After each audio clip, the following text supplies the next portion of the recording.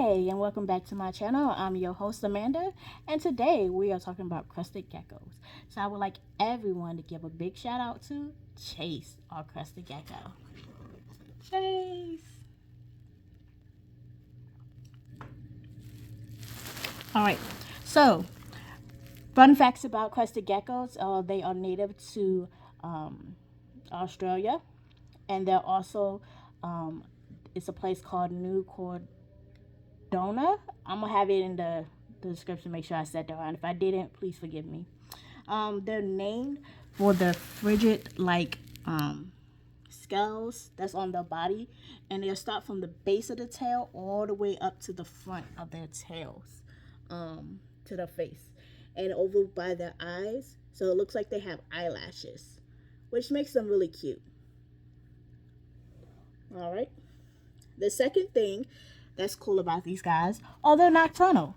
So that means they're only active at night. Now, I have seen mine active in the early mornings, when I spray his tank down and when I go to feed and change out his water and everything. I've seen him a little active in hunt mode as well, early in the mornings. But he normally goes back to sleep after that. Their tails. So their tails are kind of unique. So the tails, excuse me, their tails, they use them to hold on to items like branches and shrubs and everything when they're climbing. But it's not. If they were to lose their tail, it would not stop their ability to climb. They're still able to climb. So unfortunately for these geckos, they do not grow their tail back. So once their tail falls off, they lost it. But they are just fine without it, and just fine if they have one. So right now, mine has one. So hopefully he's able to keep it. Another fun fact about these great guys is their eyes. So if you look closely, he's not blinking. So he doesn't have eyelids. So he has to use his tongue to lick his eyes on both sides in order to clean them. He kind of has, he has those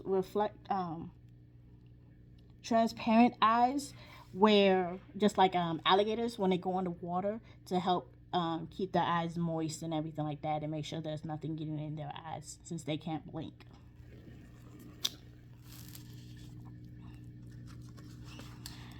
Also, great facts about them is they can only see blue, green, and UV colors.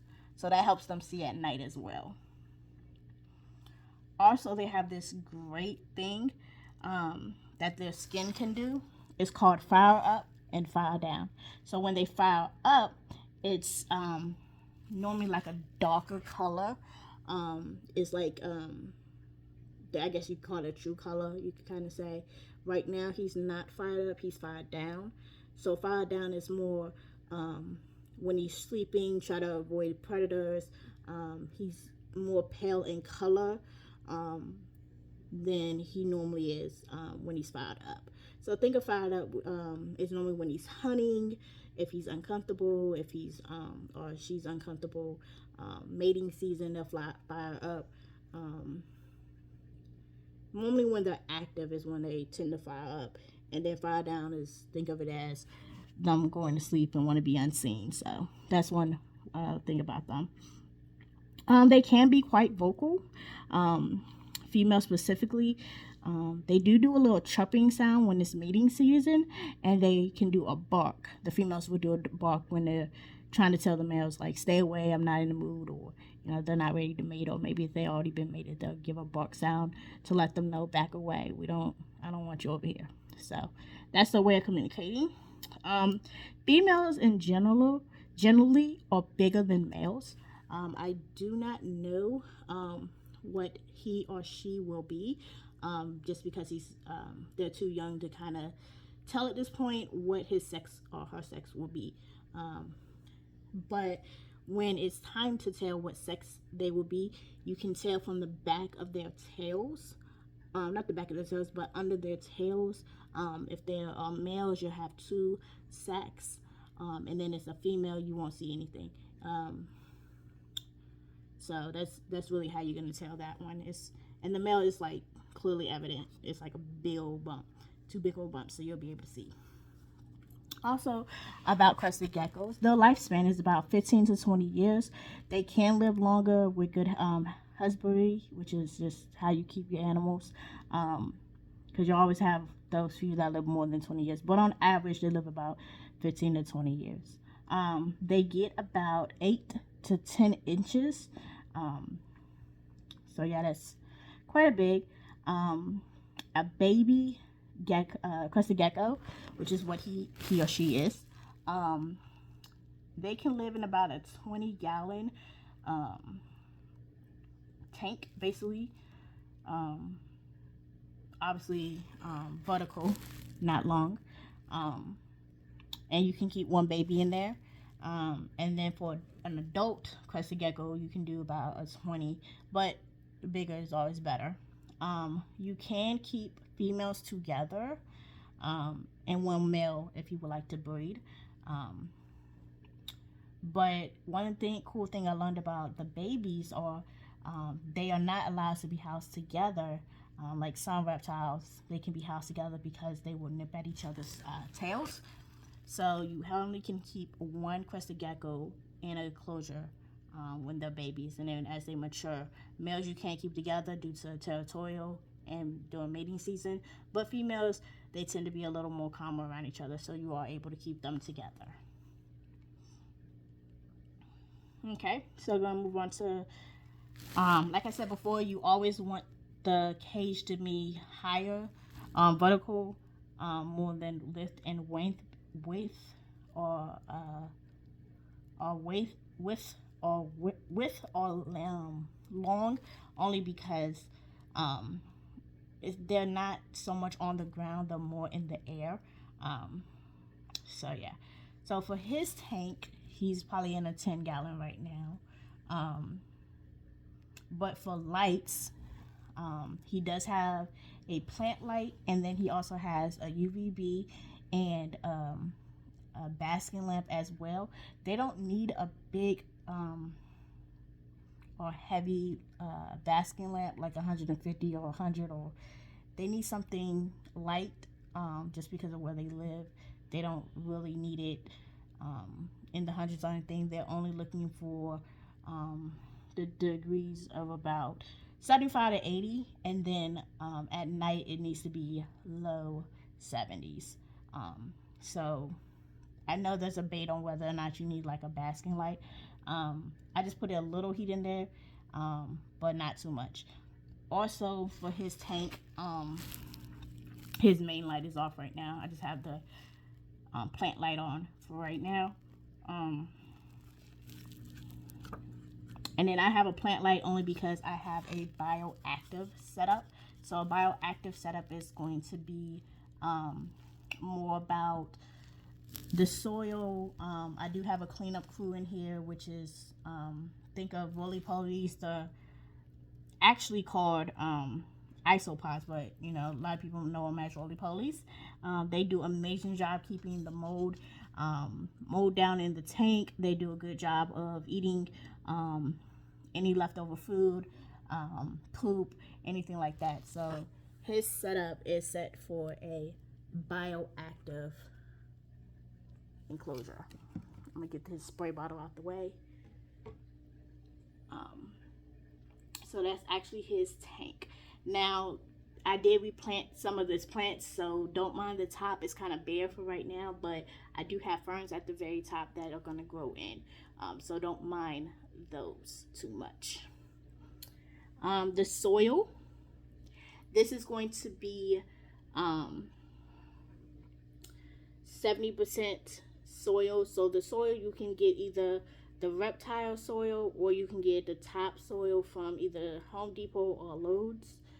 That works fine. And then the sand I also got from the pet store, but you can also do play sand, or just make sure like it's not like gritty sand.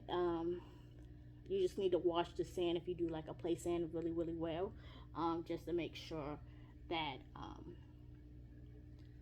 it's stable for the lizard.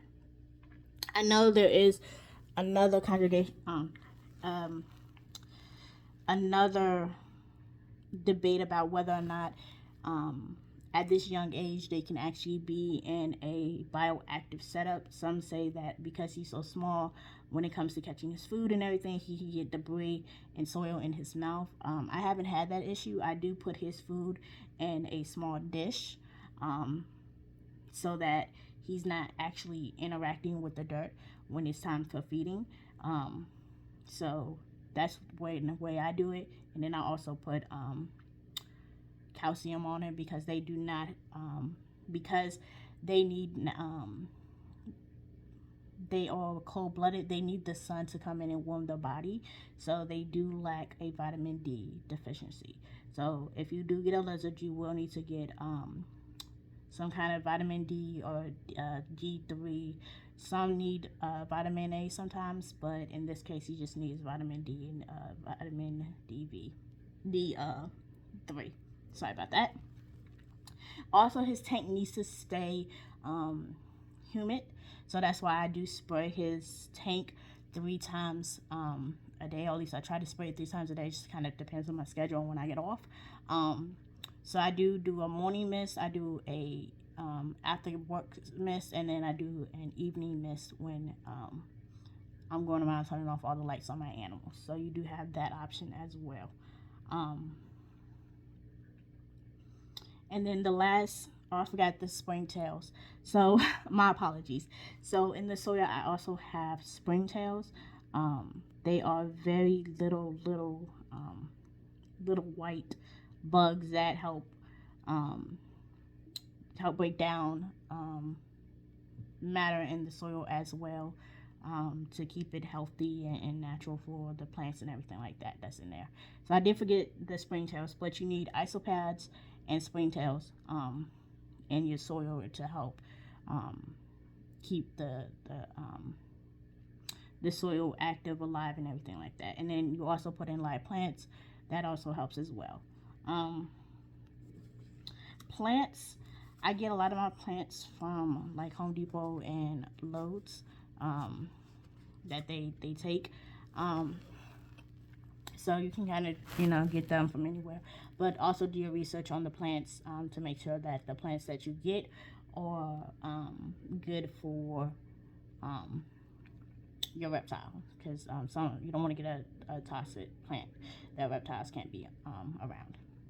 So overall, crested geckos, I do feel like they're a beginner pet. Some say they're low maintenance.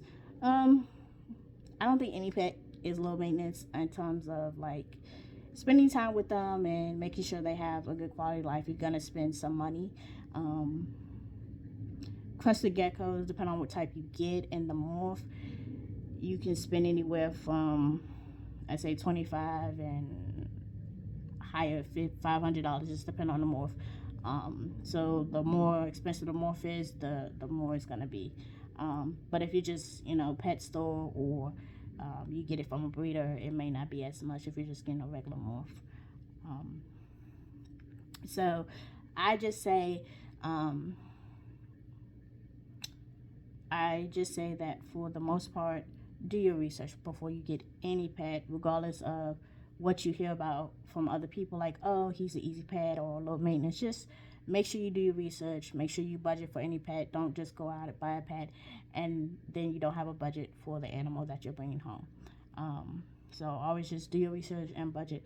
One more thing I did want to say about this pet, even though I spray down the cage, because he normally gets his water from the leaves that I spray the water on and the sides of the glass, he still has a water dish in there that he's able to get still water from. They're less likely to get it, but he does have water in there. So just make sure that your lizards, regardless of what they say or what people say, oh, they don't need water, put water in there.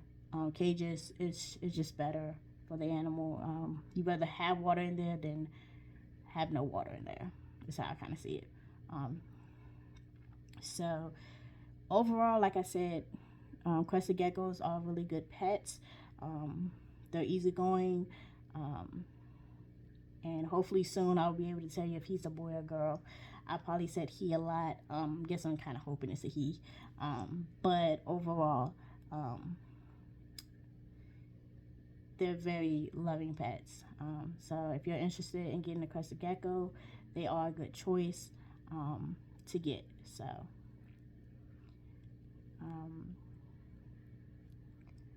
thank you for watching, and if you like my content, please like and subscribe below.